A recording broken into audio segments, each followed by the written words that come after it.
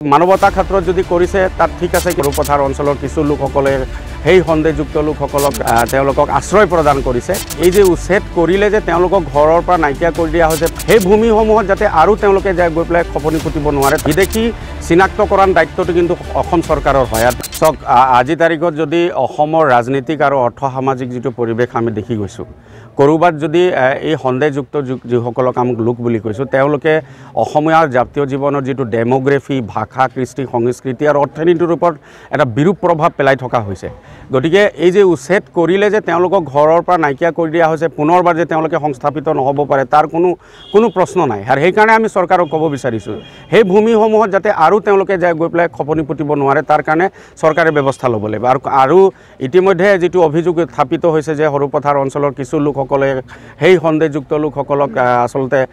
তেওঁলোকক আশ্ৰয় প্ৰদান কৰিছে মানৱতা ক্ষেত্ৰত যদি কৰিছে তাত ঠিক আছে কিন্তু পুনৰবাৰ তেওঁলোকে ষড়যন্ত্ৰমূলকভাৱে তেওঁলোকক সংস্থাপিত কৰাৰ যদি ব্যৱস্থা কৰিছে অসম চাহ জনজাতি ছাত্ৰ সন্থাই কিন্তু শান্ত নবহে এই কথাটো স্পষ্ট এইটো ক্ষেত্ৰত চৰকাৰে নিশ্চিতভাৱে সেই লোকসকলক আচলতে চিনাক্তকৰণ কৰা বিদেশী চিনাক্তকৰণ দায়িত্বটো কিন্তু অসম চৰকাৰৰ হয় আৰু ভাৰত চৰকাৰৰ হয় আৰু সঁচাকৈ যদি তেওঁলোক যদি বিদেশী হয় চিনাক্তকৰণ কৰিব লাগে আৰু তেওঁলোকৰ যিটো অৰিজিনেল তেওঁলোকৰ মাতৃভূমি তালৈ হস্তান্তৰ কৰাৰ কিন্তু ব্যৱস্থা গ্ৰহণ কৰিব লাগে